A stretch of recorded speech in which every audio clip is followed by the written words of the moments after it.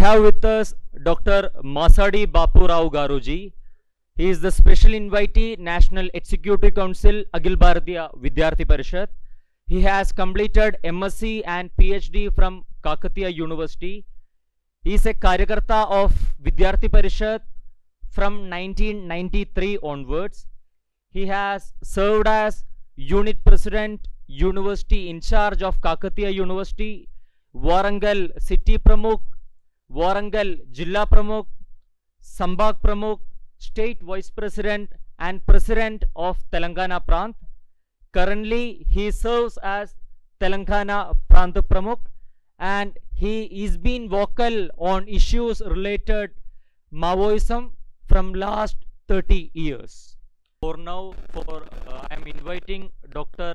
Masadi Bapurao Garu for giving us his valuable insights on Naxalism.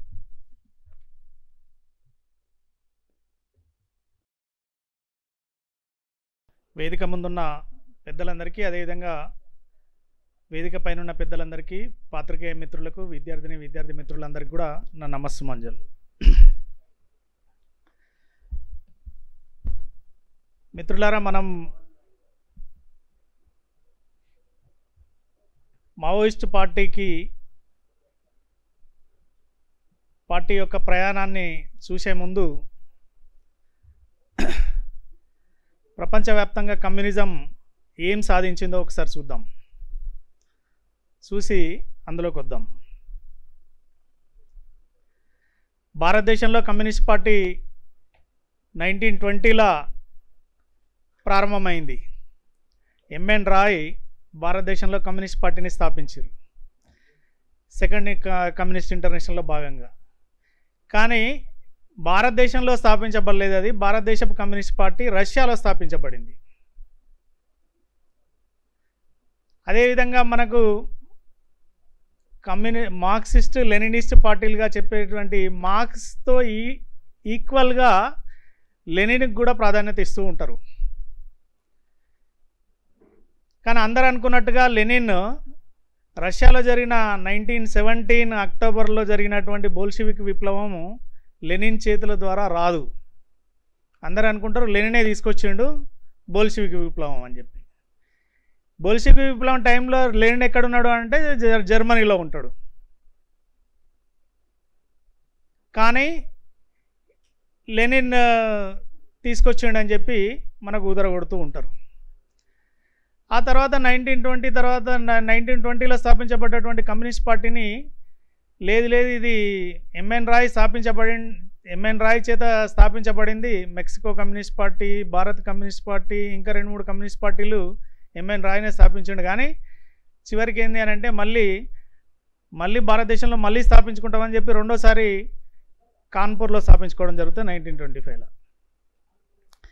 అయితే ఈ విషయం ఎందుకు చెప్తున్నారంటే దీనంతటికీ భారతదేశంలో కమ్యూనిస్ట్ పార్టీ ఎంటర్ కావడానికి, భారతదేశంలో కమ్యూనిస్ట్ పార్టీని విస్తృతంగా ప్రచారంలోకి తీసుకురావడానికి ప్రధానమైన కారణం ఏంటంటే బోల్షివిక్ విప్లవం. రష్యాలో విప్లవం సాధ్యమైంది. జార్ చక్రవర్తులకు వ్యతిరేకంగా మేము విప్లవం తీసుకురాగలిగినాం. కాబట్టి ప్రపంచమంతా విప్లవం రాబోతున్నది. కమింగ్ 10 yearsలో మేము ప్రపంచాన్ని మొత్తాన్ని ఆక్యుపై చేయబోతున్నాం. అందులో భాగంగానే భారతదేశంలో కూడా విప్లవం రాబోతుంది అని చెప్పి కలలు కన్నటువంటి కమ్యూనిస్ట్ పార్టీ. కానీ భారతదేశంలో 10 ఏళ్ళు కాదు, 100 ఏళ్ళ తర్వాత కూడా, అంటే 1920 తీసుకుంటే 100 ఏళ్ళు అయిపోయింది, 1925 తీసుకున్నా కూడా 100 ఏళ్ళు అయిపోయింది. 100 ఏళ్ళ తర్వాత కూడా ఎక్కడికి పరిమితమైనరో మనందరికీ కూడా తెలుసు. అయితే ఏదైతే రష్యా లోపల వచ్చినటువంటి కమ్యూనిస్ట్ పార్టీ సాధించింది ఏంటి అని అంటే తన స్వంత ప్రజల్ని 1,20,00,000 మందిని ఊచకొతగోసారు. అందులో తన ఉద్యమ సహచరులు ఉన్నారు, తన సైనిక అధికారులు ఉన్నారు, తన పార్టీ సెక్రటరీ కింద పనిచేసేటువంటి స్టాఫ్ ఉన్నారు, పార్టీలో ఉండేటువంటి ఆఫీస్ బేరర్స్ ఉన్నారు, అందరు ఉన్నారు. ఏదో చెప్తుంటారు కదా, తన ఒక జీవి తన పిల్లల్ని తనే తింటుంది అని చెప్పి. అట్లా కమ్యూనిస్ట్ పార్టీ యొక్క స్వరూపం ఏంది అని అంటే 1,20,00,000 మందిని చైనాలో ఒక్క రష్యాలో చంపేసారు. అట్లా మిలియన్ల కొద్ది మనుషుల్ని, గ్యాలన్ల కొద్ది రక్తాన్ని ప్రవహింపజేసింది కమ్యూనిస్ట్ పార్టీ ప్రపంచం అంతటా కూడా. కంబోడియాలో తీసుకోండి, లేకుంటే చైనాలో తీసుకోండి, ఎక్కడ తీసుకున్నా కూడా రక్తపాతం అనేది దాని యొక్క స్వరూపం, రక్త దాహం అనేది దాని యొక్క నేచర్. అందుకోసం అని చెప్పే మీరు ఎక్కడన్నా తీసుకోండి, ముందు మనుషుల్ని చంపాలి అని అన్న తర్వాతనే సిద్ధాంతం చెప్తారు. ఏం సిద్ధాంతం రా బాబు మీది అని అంటే ఫస్ట్ చెప్పే ముచ్చట ఏంది అని అంటే తుపాకీ గొట్టం ద్వారానే రాజ్యాధికారం. తుపాకీ గొట్టం అనేది ఇట్ సెల్ఫ్ మనుషుల్ని చంపడం కోసం పెట్టుకున్నటువంటి ఒక పరికరం. మనుషుల్ని చంపడం కోసమే ఒక సిద్ధాంతం ఉండడం అనేది అమానవీయము, అదేవిధంగా మానవతకే మచ్చ అన్నట్టు. ఏ సిద్ధాంతమైనా మానవాళి యొక్క డెవలప్మెంట్ కోసం ఆలోచిస్తాం, మానవాళి యొక్క అభివృద్ధి కోసం ఆలోచిస్తాం, మానవాళి యొక్క విశ్వమానవ కళ్యాణం కోసం ఆలోచిస్తామని చెప్తారు. ఏ సిద్ధాంతం చెప్పమన్నా కూడా. కానీ వీళ్ళ సిద్ధాంతం ఫస్ట్ స్టార్ట్ అవుడే తుపాకీ గొట్టం ద్వారానే రాజ్యాధికారం సాధించడం, ప్రజల్ని ఒప్పించి మెప్పించి రాజ్యాధికారం సాధిస్తామని చెప్పి కమ్యూనిస్ట్ పార్టీ చరిత్రలో ఎక్కడ కూడా లేదు, ఎక్కడ కూడా చెప్పలేదు, ఎక్కడ కూడా ప్రాక్టికల్గా కూడా చేయలేదు. ఎక్కడైనా కూడా మనుషుల్ని చంపాలే, రాజ్యం గుంజుకోవాలి, ఇది వాళ్ళ సిద్ధాంతం. ఈ సిద్ధాంతానికి అనుగుణంగానే 1946లో మనమున్న గడ్డపైన కూడా ఒక సాయుధ పోరాటం పేరుతో సాయుధ రైతాంగ పోరాటం, రైతులున్నారా లేకపోతే కార్మికులు ఉన్నారా లేకపోతే ఎవరున్నారా అనేది తర్వాత, పదజాలం మాత్రం చాలా అద్భుతంగా ఉంటుంది. సాయుధ రైతాంగ పోరాటం పేరుతో ఇక్కడ నిజాంకు వ్యతిరేకంగా మేము పోరాటం చేస్తామని చెప్పి ప్రజల్ని కూడగట్టిన తర్వాత 1946లో ఇక్కడ కమ్యూనిస్ట్ పార్టీ సాయుధ పోరాటానికి పిలుపునిచ్చింది. కొంతమంది ప్రజలు నిజంగానే రజాకారుల యొక్క అణచివేతకు, రజాకారుల యొక్క అత్యాచారాలకు వ్యతిరేకంగా కమ్యూనిస్ట్ పార్టీలో చేరారు. కానీ ఇక్కడ ఒక తెలంగాణలో ఉన్నటువంటి ఏ పల్లెని అడిగినా చెప్పే విషయం ఏంటంటే దిన్కా రాజా, రాత్కా రాజా. దిన్కా రాజా ఎవరు? రజాకారులు. రాత్కా రాజా ఎవరు అంటే కమ్యూనిస్టులు. కాబట్టి రాత్రంతా వీళ్ళు రాజ్యం వెళితే పొద్దంతా వీళ్ళతో ఇబ్బందులు పడితే రాత్రంతా వాళ్ళతో ఇబ్బందులు పడేదని చెప్పి ఏ ఏజ్డ్ పీపుల్ని అడిగినా కూడా తెలంగాణలో ఉన్నటువంటి వాళ్ళు చెప్తూ ఉంటారు. కాబట్టి వీళ్ళతో ఉన్నటువంటి అనుభవాలు ఏంది అని అంటే ఫైనల్గా మళ్ళీ తన ప్రజల్ని తను చంపడమే తన యొక్క సిద్ధాంతం. అట్లా 1948 సెప్టెంబర్ 17 రోజు ఇక్కడ పోలీస్ యాక్షన్ తర్వాత స్వాతంత్రం వచ్చింది తెలంగాణకి. నిజాం లొంగిపోయిండు. కానీ నిజాం లొంగిపోయిన తర్వాత ఆపేయాల్సిన కమ్యూనిస్ట్ పోరాటాన్ని ఇక్కడ ఆపకుండా ఏమన్నారు, మేము భారతదేశం మొత్తాన్ని విముక్తి చేస్తాం, విప్లవం ద్వారా విముక్తి చేస్తాం, సాయుధ పోరాటం భారతదేశం పైన సాయుధ పోరాటం చేస్తామని చెప్పి నెహ్రూ దళాలపైనే మేము మా సాయుధ పోరాటం అని చెప్పి సాయుధ పోరాటాన్ని కొనసాగిస్తారు. ఎప్పటిదాకా 1951 దాకా. కానీ 51లో వాళ్ళు మళ్ళా ఇప్పట్లాగానే చర్చలని చెప్పి ప్రభుత్వాలు ఎంత ఎంబడి పడ్డా కూడా చర్చలకు రామని అంటారు, విప్లవం వస్తుంది అని అంటారు. కానీ ఫైనల్గా తమకు తమే ఎవరు చెప్పారని చెప్పి రష్యా యొక్క అధ్యక్షుడు స్టాలిన్ చెప్పిండని చెప్పి తమకు తాముగానే వాలంటరీగా ఆయుధాలు అప్పచెప్పి మేము ఇన్ని రోజులు చేసింది తప్పు అని చెప్పి ఒక రకంగా చెంపలేసుకొని ఆయుధాలు అప్పగించి విప్లవం నుంచి బయటికి వస్తారు. బయటికి వచ్చినప్పుడు కూడా ఒకటి చెప్తారు. ఒక ఇంట్రెస్టింగ్ థింగ్ ఏంటంటే అప్పటికే వాళ్ళు చెప్పే లెక్క ప్రకారంగానే 4000 మంది దళ సభ్యులు చచ్చిపోతారు పోలీస్ యాక్షన్లో. 4000 మంది చనిపోయేదానికి రికార్డు మెయింటైన్ చేస్తారు. కానీ సాధారణ ప్రజలు 8000 మంది చనిపోతారు, 8600 మంది చనిపోతారు సాధారణ ప్రజలు. వాళ్ళ యొక్క రికార్డు గురించి కమ్యూనిస్ట్ పార్టీ ఎక్కడ మాట్లాడదు. చివరికి పుచ్చలపల్లి సుందరయ్య గారు తన ఆత్మకథలో ఏం రాసుకుంటాడు అని అంటే మేము ఇక్కడి ప్రజల్ని, ఇక్కడ ఉన్నటువంటి సంస్కృతి సంప్రదాయాలను, ఇక్కడ ఉన్నటువంటి ప్రజలను, ఇక్కడ ఉన్నటువంటి ప్రజల యొక్క ప్రజాస్వామిక ప్రియత్వాన్ని మేము అర్థం చేసుకోలేక మేము డ్రాప్ అయిపోతున్నాం ఇందులో నుంచి వెళ్ళి అని చెప్పి తన ఆత్మకథలో రాసుకుంటాడు.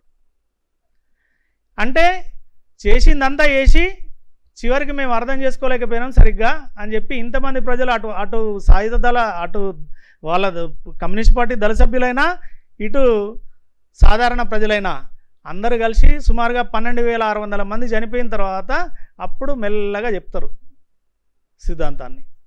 సిద్ధాంతాన్ని బోధించి ఇంకేం చెప్తారు అని అంటే మేము చెప్పింది ఇప్పుడు విప్లవం వచ్చే పరిస్థితులు లేవు, రేపు వస్తాయి. కాబట్టి మేము మా సిద్ధాంతాన్ని ఒక ఎత్తుగడగా, ఎత్తుగడగా అంటే టాక్టిక్. మా సిద్ధాంతం ఎప్పటికీ మారదు, తుపాకీ కొట్టడం ద్వారా రాజ్యాధికారం రావాల్సిందే. కానీ ఇప్పుడు తుపాకీ తాత్కాలికంగా ఎందుకు పక్కకు పెడుతున్నాము అని అంటే ఒక ఎత్తుగడగా పక్కకు పెడుతున్నాము. ఇప్పుడు పరిస్థితులు బాగాలేవు కాబట్టి పక్కకు పెడుతున్నాము. పెట్టి మేము ప్రజాస్వామ్యంలో పార్టిసిపేట్ చేస్తాము, ఎలక్షన్లలో పార్టిసిపేట్ చేస్తాము. అంటే ఇబ్బందికరమైనటువంటి పరిస్థితి వచ్చినప్పుడు లేకపోతే స్టాలిన్ చెప్పిండని, లేకపోతే ఈయన చెప్పిండని, ఆయన చెప్పిండని ఓవరాల్గా దాన్ని కంక్లూడ్ చేసేస్తారు. కానీ ఫైనల్ ఏంది, మళ్ళీ మా తుపాకీ కొట్టడం ద్వారానే రాజ్యాధికారం వస్తుంది. ఎప్పటికైనా మా సిద్ధాంతం ఇదే. సిపిఐ ఈవెన్ సిపిఐ పార్టీ యొక్క ఆ సిద్ధాంతాలలో కూడా మనం తెలుసుకోవచ్చు. ఆ తర్వాత 62-64 మధ్యలో వార్ వస్తుంది చైనాకి, భారత్కి చైనాకి వార్ వచ్చినప్పుడు కూడా ఇదే పరిస్థితి కనిపిస్తుంది. కమ్యూనిస్ట్ పార్టీ యొక్క కార్యకర్తలు నిట్ట నిలువుగా చీలిపోతారు. ఎందుకు చీలిపోయారు అని అంటే పేద ప్రజల కోసం కాదు, భూమి కోసం, భుక్తి కోసం, పేద ప్రజల విముక్తి కోసం కాదు. ఎవరి కోసం చీలిపోతారు అని అంటే ఒక బ్యాచ్ చైనా కోసం చీలిపోతుంది. ఎందుకంటే చైనా భారత్ మధ్యలో యుద్ధం అవుతుంది కాబట్టి ఒక బ్యాచ్ అంతా చైనాకు మద్దతు ఇస్తున్నాం. అమాయక చైనా మీద భారతే దాడి చేస్తుందని చెప్పి ఉల్టా మాట్లాడతారు. అమాయక చైనా పైన భారత్ దాడి చేస్తుందని చెప్పి ఉల్టా మాట్లాడతారు. ఈ మధ్యకాలంలో సిపిఎం విజయన్ కూడా ఒక మాట మాట్లాడతాడు. కేరళ సీఎం ఏం మాట్లాడతాడంటే అమాయక చైనాను చాలా రకాలుగా ఇబ్బంది పెడుతున్నారు ఇజ్రాయెల్, అమెరికా, భారత్ కూటములు కలిసి ఆర్ఎస్ఎస్ యొక్క డైరెక్షన్లో అని చెప్తాడు. అట్లనే ఆ రోజు కూడా సిపిఐ రెండుగా చీలిపోయి ఒక బ్యాచ్ అంతా కూడా మేము చైనాకు సపోర్ట్ చేస్తాము, రెండో బ్యాచ్ ఉంటుంది అసలు సిపిఐ వాళ్ళు భారత్కు సపోర్ట్ చేస్తాం. ఎందుకోసం? భారతదేశం కోసం కాదు మేము సపోర్ట్ చేసేది, రష్యా భారత్కు సపోర్ట్ చేస్తుంది కాబట్టి మేము కూడా భారత్కే సపోర్ట్ చేస్తాం. ఒకవేళ రష్యా చైనాకి సపోర్ట్ చేస్తే మేము అందరం కలిసి చైనాకే సపోర్ట్ చేసేవాళ్ళం. ఇది వాళ్ళ యొక్క సిద్ధాంతం. ఎక్కడ చూసినా కూడా విదేశాలు ముఖ్యంగా రష్యా, చైనా ఏ లైన్లో నడిస్తే ఒక జోక్ ఉంటుంది అన్నట్టు, వీళ్ళపైన వర్షము రష్యాలో పడితే ఇక్కడ గొడుగు పడతారు అన్నట్టు, ఎందుకంటే వాళ్ళ మీద వాన పడద్దని చెప్పి. చైనాలో వర్షం పడితే ఇక్కడ తుమ్ముతూ ఉంటారు. కాబట్టి అట్లా సిపిఎంగా విడిపోతారు. విడిపోయిన తర్వాత వాళ్ళని నెహ్రూ గవర్నమెంట్ జైల్లో పెడుతుంది. అప్పుడు దాన్ని ఏమంటాము, ఆర్ఎస్ఎస్ చాలా క్రియాశీలమైన పాత్ర పోషించి ఆర్మీకి చాలా రకాల సేవలు అందిస్తుంటుంది. సిపిఎం సంబంధించినటువంటి ఒక లీడరు అచ్యుతానందన్ అని చెప్పి ఈ మధ్యకాలంలో కేరళ సీఎంగా పనిచేసిండు. ఆ మధ్యన వారు ఒక మాట అంటారు, చూడండి భారతదేశంలో పుట్టిన మనం ఎంతైనా కూడా మన తల్లి ఇక్కడే పుట్టింది, మన తాత ఇక్కడే పుట్టిండు, ఇక్కడ గాలి పీలుస్తున్నాము, ఇక్కడ నీళ్లు తాగుతున్నాము, ఇక్కడ ఫుడ్ తింటున్నాము. మనం చైనా కోసం జైలు ఉండు ఏంద్రబాయ్, ఒకవేళ జైలు ఉన్నప్పటికీ కనీసం రక్తమన్న దానం చేద్దాం. ఎందుకంటే మన ఆర్మీ సైనికులు అనేక మంది చనిపోతున్నారు, భారత ఆర్మీ వాళ్ళంతా మన సోదరులు. ఆర్ఎస్ఎస్ కూడా ఎట్లా చేస్తున్నది, మనం ఎందుకు చేయొద్దు అని చెప్పి ఒక పాయింట్ రేజ్ చేస్తాడు. రేజ్ చేస్తే మీకు అందరికీ తెలుసు కదా, అచ్యుతానందన్ను పార్టీ వ్యతిరేక కార్యక్రమాలకు పాల్పడ్డందున పార్టీ నుంచి బహిష్కరిస్తున్నామని చెప్పి 6 ఏళ్ల పాటు పార్టీ నుంచి బహిష్కరిస్తారు. ఏం పాపం చేసిండు అచ్యుతానందన్ అంటే భారత ఆర్మీకి రక్తం దానం చేద్దాం అన్నాడు, అంతే. ఇట్లా మనం చెప్పుకుంటూ పోతే చరిత్ర లోపల చాలా విషయాలు ఉంటాయి అన్నట్టు. ఇంకా 67లో ఎందుకు మావోయిస్ట్ పార్టీ నక్సలైట్ పార్టీలు ఏర్పడ్డాయంటే 64లో ఒకే ఒక్క దానికోసం చైనా కోసమే పార్టీ చీలిపోయింది. చైనా కోసం చీలిపోయిన పార్టీ ఆ తర్వాత సిపిఐఎం కూడా ప్రజాస్వామ్య ప్రక్రియలనే పార్టిసిపేట్ చేస్తామన్నది. అన్నందుకు ప్రజాస్వామ్య ప్రక్రియ కాదు, మనం తుపాకీ పట్టుకోవాల్సిందే, తుపాకీ కొట్టడం ద్వారా రాజ్యాధికారాన్ని సాధించాల్సిందే. దానికోసం అని చెప్పి ఏం చేయాలి మనం అంటే మేము విడిపోతున్నామని చెప్పి సిపిఎంకి వెళ్ళి ఒక విడిపోయినటువంటి ఒక బ్యాచ్ నక్సల్బరి గ్రామం లోపల నక్సలైట్ పార్టీని స్థాపించారు. స్థాపించిన తర్వాత వసంత మేఘం గర్జించబోతున్నది, విప్లవం రాబోతున్నది. వసంత మేఘ గర్జన అనేది ఎన్నో రోజులు లేదు, కేవలం 1970 టార్గెట్. మనకి 67లో స్టార్ట్ చేస్తున్నాం, 70 టార్గెట్. ఇక్కడ విప్లవం రాబోతున్నది. ఈ విప్లవంలో వసంత మేఘం గర్జించినట్టుగా మనమంతా గర్జించాల్సిందే అని చెప్పి యువతకు పిలుపునిస్తారు. పిలుపునిచ్చిన తర్వాత ఆ 3 ఏళ్ళు కూడా కలిసి ఉండేది పార్టీ. ఆ 3 ఏళ్లలో 2 ముక్కలు అయిపోతుంది. తర్వాత వాళ్ళ ఫస్ట్ స్లోగన్ ఏంటి అని అంటే తుపాకీ కొట్టడం ద్వారా రాజ్యాధికారం రావడం, చైనా చైర్మనే మా చైర్మన్. ఎవరు? భారతీయుడు కాదు చైర్మన్, చైనా చైర్మనే మా చైర్మన్. చైనా చైర్మన్ ఎవరైతే మావో జెడాంగ్ ఉన్నారో ఆయననే మా చైర్మన్ అని ప్రారంభమవుతుంది. అంటే ఎవరి కోసం, ఎక్కడి ప్రజల కోసం, ఎక్కడి ప్రజల విముక్తి కోసం, ఎక్కడి ప్రజల శ్రేయస్సు కోసం స్థాపించబడ్డదో చూడండి. చివరికి మావోనే చెప్తాడు, అరే అంత మితిమీరిన భక్తి వద్దురా బాబు, చైనా చైర్మన్ మా చైర్మన్ అని చెప్పి నన్ను చైర్మన్గా పెట్టుకోవద్దు. ఈ చైనా చైర్మన్ మా చైర్మన్ అని ఎక్కడ ప్రకటిస్తారు అంటే చైనా రేడియోలో ప్రకటిస్తారు. ఆ రేడియో ఫ్రీక్వెన్సీ కూడా మార్చేస్తే చైనా, మీరు గుడ్డిగా మమ్మల్ని ఫాలో అవ్వడం కాదు, మీ దగ్గర మీ స్వాభిమానం లేకుండా ఉద్యమం రాదు అని చెప్తారు. కాబట్టి అట్లా ప్రారంభమైనటువంటి, అంటే విపరీతమైన స్వామి భక్తిని ప్రదర్శిస్తూ ప్రారంభమైనటువంటి మావోయిస్ట్ పార్టీ 70వ సంవత్సరానికి 71లో కాను సైన్యాలు ప్రకటిస్తాడు. ఇది పురపడేటువంటి విషయం కాదు, ఇక్కడ విప్లవం రాదు కాబట్టి ఇంకొక ఎత్తుగడకి వెళ్ళాల్సిందే మనం అని చెప్పి ప్రకటించిన కొద్ది రోజులకే ఆయన చనిపోతాడు. అది వేరే విషయం. అంటే ఎవరైతే కాను సైన్యాలు ప్రారంభం చేసిండో, చారు మజుందార్ ప్రారంభం చేసిండో వాళ్ళనే ఇట్లాంటి అభిప్రాయాలు ఏర్పడతాయి. కాబట్టి అంటే ఊహాత్మకంగా, ఊహాజనితంగా ప్రారంభమైనటువంటి ఒక ఉద్యమం తర్వాత రోజులలో శ్రీకాకుళం రావడం, శ్రీకాకుళంలో కొంత హింసకు పాల్పడడం, అక్కడ నుంచి గుంటూరు జిల్లా అహోబిలం రావడం, అక్కడ కూడా కొంత కొంత వర్క్ నడవడం, ఆ తర్వాత తెలంగాణ లోపల ప్రారంభమైంది 1971-72 ప్రాంతం లోపల. మనందరికీ కూడా తెలుసు, ఇదే ఉస్మానియా యూనివర్సిటీ లోపల మన కార్యకర్తని మొహమంతా చెక్కేసి బ్లేడ్లతో గీకేసి పీడిఎసి పేరుతో నరమేధం సృష్టించినటువంటి సృష్టి నరమేధానికి ప్రారంభంగా మనం చెప్పుకోవచ్చు. 72 నుంచి ఇప్పటిదాకా అనేక మందిని అనేక సందర్భాలలో చంపుతున్నటువంటి పరిస్థితి మనం చూస్తాం.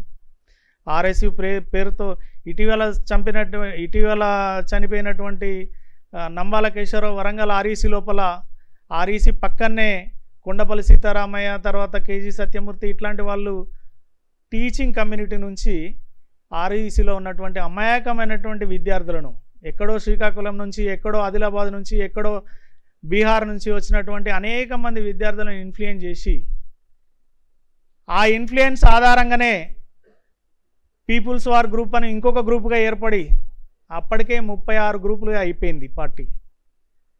1-2 కాదు, 36 గ్రూపులుగా అయిపోయింది కేవలం దశాబ్ద కాలం దాటిన తర్వాత. ఆ తర్వాత పీపుల్స్ వార్ అని ఒక గ్రూప్ పేరుతో జరిగినటువంటి మారణ హోమం అంతా ఇంత కాదు. మనందరికీ కూడా తెలుసు, 79లా ఇదే నంబాల కేశవరావు చేతి లోపల మొట్టమొదటి విద్యార్థి, తన తోటి విద్యార్థి, తన క్లాస్మేటు, తన బెంచ్ మేటు, తన బెంచ్లో కూర్చొని చదువుకునేటువంటి సాధారణ విద్యార్థిని ఈయన మా వర్గశత్రువు అని చెప్పి స్టాంప్ వేసి చంపేశారు. బీహార్కి సంబంధించినటువంటి వినోద్ కుమార్ జానీ.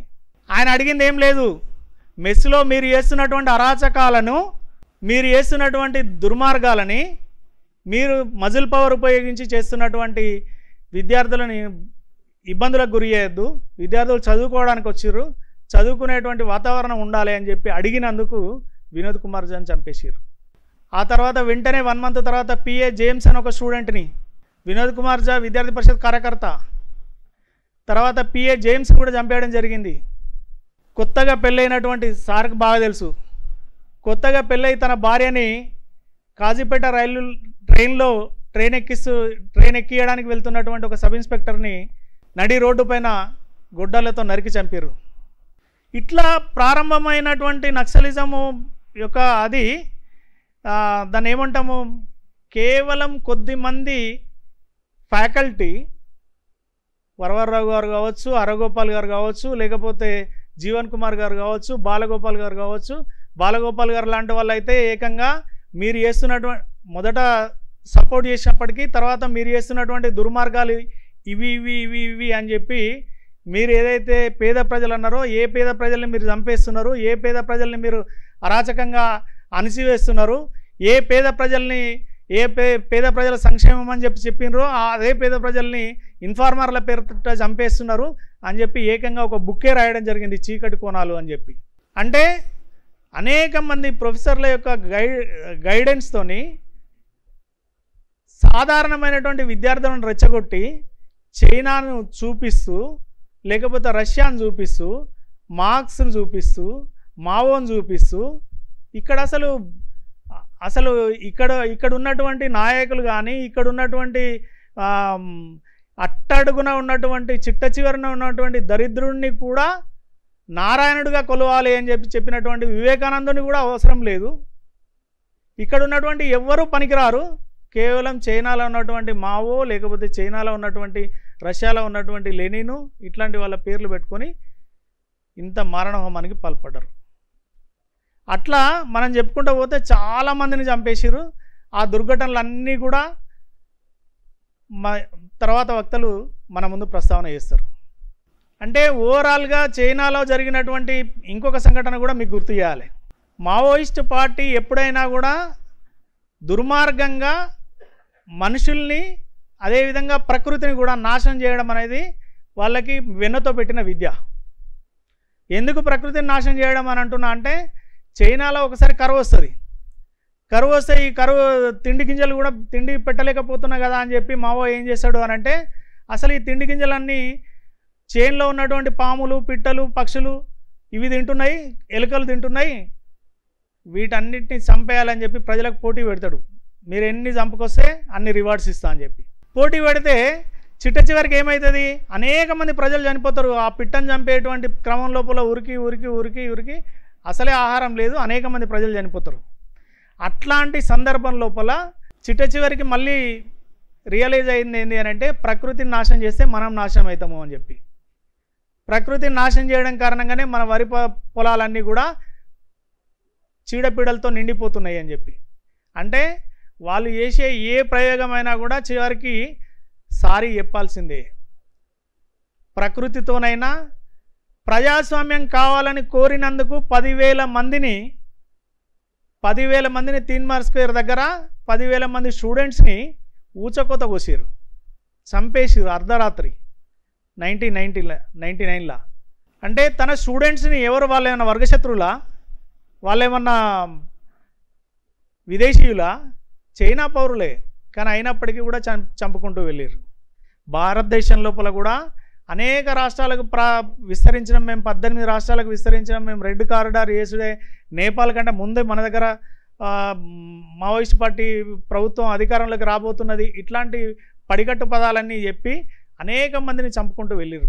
ఈ చంపే క్రమం లోపల విద్యార్థి పరిషత్ కార్యకర్తలు కూడా కేవలం జాతీయ జెండా కోసం, జాతీయ జెండా యొక్క గౌరవాన్ని నిలబెట్టడం కోసం పోరాడినటువంటి సామాజికను కూడా వరంగల్ లోపల నడి రోడ్డు పైన హత్య చేయడం జరిగింది. ఇట్లా మనం ఇటు స్టూడెంట్స్ని కానీ, కార్మికులను కానీ, కర్షకులను కానీ, దాన్ని ఏమంటాము పొలిటికల్ లీడర్లను కానీ, ఏ పొలిటికల్ లీడర్లు అయితే ఏ పార్టీలు అయితే నక్సలైట్లు దేశభక్తులు ఉన్నారో వాళ్ళనే చంపేయడం కానీ, లేకపోతే నక్సలైట్లు టు నక్సలైట్ అదేంది పీపుల్స్ వార్ గ్రూప్కి పనిబాక్సీకి పడదు, పీపుల్స్ వార్కి ప్రతిఘటనకు పడదు, ప్రతిఘటన పీపుల్స్ వార్ని చంపేస్తుంది, పీపుల్స్ వార్ వాళ్ళని ప్రతిఘటన వాళ్ళని చంపేస్తారు. అంటే కనీసం ప్రపంచ కార్మికులారా ఏకంగా అండి అని అంటే అనే స్లోగన్ ఇస్తారు, కానీ ఏ వర్గాలు కూడా ఏ పార్టీ, ఎన్ని పార్టీలు ఉన్నాయో అన్ని మావోయిస్ట్ పార్టీలు ఒకటైనటువంటి సందర్భం మనకు కనబడదు. అట్లా మనం చెప్పుకుంటూ వెళ్తే ఒక నక్సలైట్ పార్టీలు తెలంగాణ లోపల మాత్రమే తీసుకుంటే, ఎందుకంటే 2004 మావోయిస్ట్ పార్టీగా ఏర్పడే నాటి దాకా పీపుల్స్ వార్ గ్రూప్స్ చాలా స్ట్రాంగ్గా ఇక్కడ రాజ్యం వెళ్ళింది. ఈ 70s నుంచి 2004 వరకు 14,000 పీపుల్ని చంపారు, 14,000 మందిని చంపారు. ఈవెన్ ఇది ఎల్టీటీ వాళ్ళకంటే కూడా నంబర్ ఎక్కువ, ఇది ముస్లిం ఇస్లామిక్ తీవ్రవాదం కంటే కూడా నంబర్ ఎక్కువ. ఆ తర్వాత 2004 నుంచి నేటి దాకా 13,000 మంది చనిపోయారు. ఇట్లా మనం ఓవరాల్ అది చూస్తే ఎక్కడ రాజ్యాధికారం సాధించడం అనేది తర్వాత వీళ్ళే జనతన్ సర్కార్ పేరుతో మేము ఒక సర్కార్ను ఏర్పాటు చేసినాం ఈ దండకారణ్యం లోపల. ఎందుకు అనంటే విద్యార్థులతో చెలగాటమాడితే ఎవ్వరు కూడా ఎవరైనా కూడా బతికి పట్టగట్టనడానికి మావోయిస్ట్ పార్టీ కూడా ఒక ఉదాహరణ. ఎందుకు అని అంటే విద్యార్థుల చేత విద్యార్థులనే చంపించేటువంటి ఒక ప్రయోగం చేసింది. విద్యార్థుల చేత విద్యార్థుల్ని చంపించే కంటే ముందు వాళ్ళను వర్గశత్రువులుగా స్టాంప్ వేసింది, లేకపోతే నేషనలిస్టులుగా స్టాంప్ వేసింది, లేకపోతే నువ్వు బొట్టు పెట్టుకున్నందుకు చంపేసిర్రు, లేకపోతే జాతీయ జెండా కావాలన్నందుకు చంపేసిర్రు, లేకపోతే రాజ్యాంగం కావాలన్నందుకు చంపేసిర్రు. ఇట్లా విద్యార్థుల 70s 80sలలో ప్రతి విద్యాలయం ఒక రణరంగంగా మార్చేసిర్రు. కానీ విద్యార్థులు ఎంతో కాలం వెయిట్ చేయలే, పోలీసుల కంటే చాలా ముందుగా. ఎందుకంటే పోలీసు 80s తర్వాత సీరియస్గా ఎంటర్ అయ్యారు. అప్పుడెప్పుడో జలగం వెంగళరావు గారు ముఖ్యమంత్రిగా ఉన్నప్పుడు శ్రీకాకుళం పోరాటాన్ని కొంత అణచివేసిండు. కానీ తర్వాత రోజులలో పోలీసు కూడా ఫ్రీగా వదిలేసింది. పోలీసు వదిలేసినప్పటికీ పోలీసు వెళ్ళలేని చోట్లలో కూడా విద్యార్థులు వెళ్ళి, పోలీసులు వెళ్ళలేనటువంటి విద్యాలయాలలో కూడా విద్యార్థులు ఒక సంఘర్షణ చేసి మావోయిస్ట్ పార్టీని కళాశాలల నుంచి ఒక రకంగా తరిమేసింది. అందుకోసమే 70s 80s తర్వాత కాలేజీ క్యాంపస్లలో స్టూడెంట్ మూమెంట్ లోపల నక్సల్స్ యొక్క పాత్ర జీరోయింగ్కి వచ్చింది, అతి తక్కువకు వచ్చేసింది.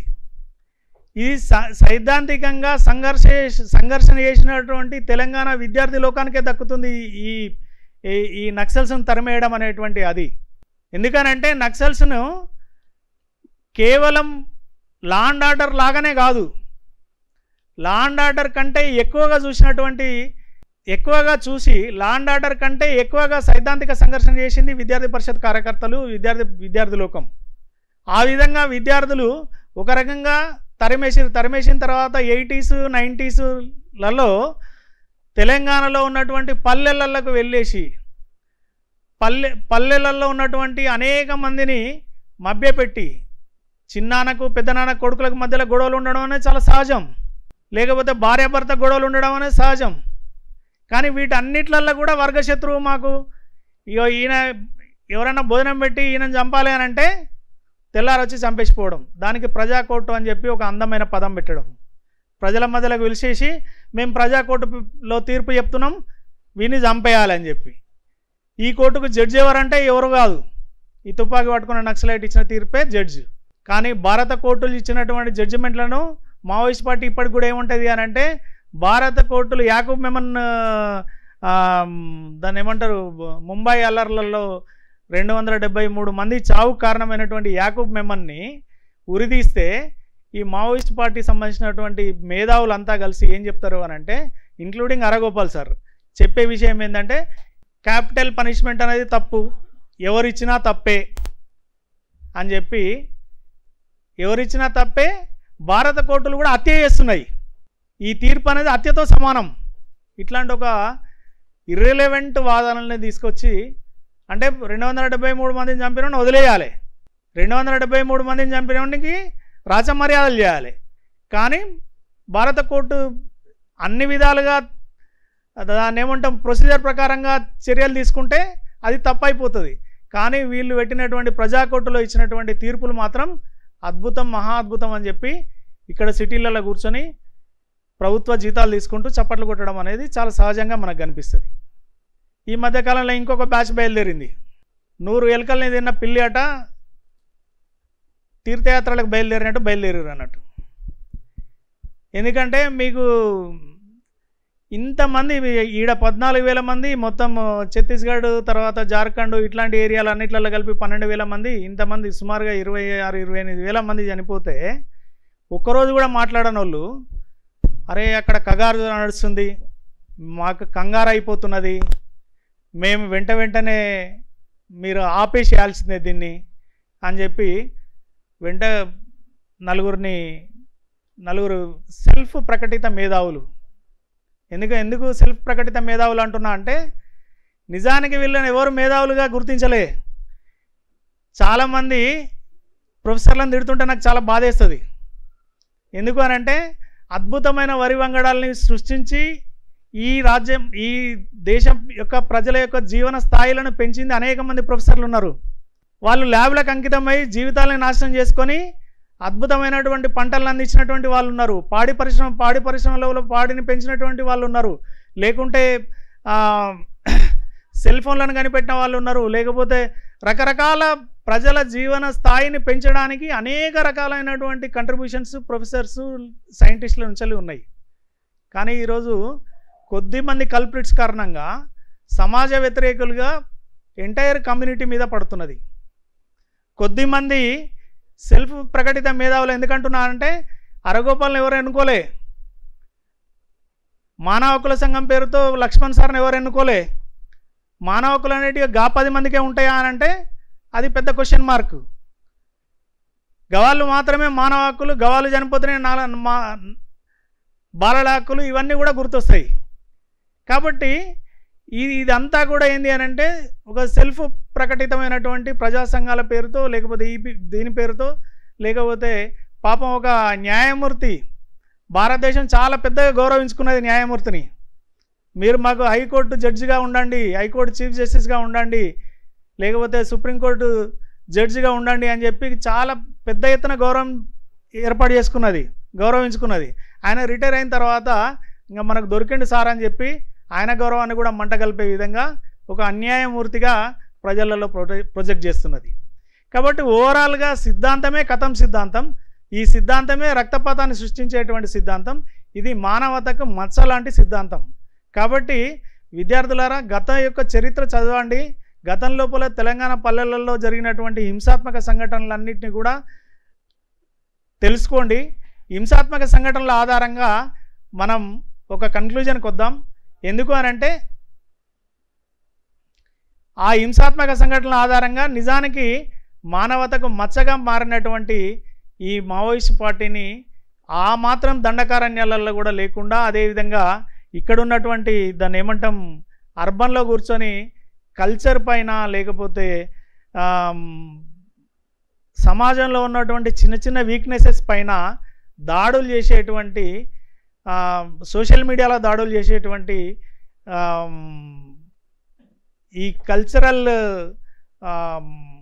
ఎంటిటీ పైన దాడులు చేస్తున్నటువంటి అర్బన్ నక్సల్స్ పైన పూర్తి స్టడీ చేసి ఒక కన్క్లూజన్కి రావాలని చెప్పి తెలుపుతూ ఈ అవకాశం ఇచ్చిన ఎంఎంఆర్ఐకి ధన్యవాదాలు తెలియజేస్తూ ముగిస్తున్నాను. జై హింద్, జై భారత్.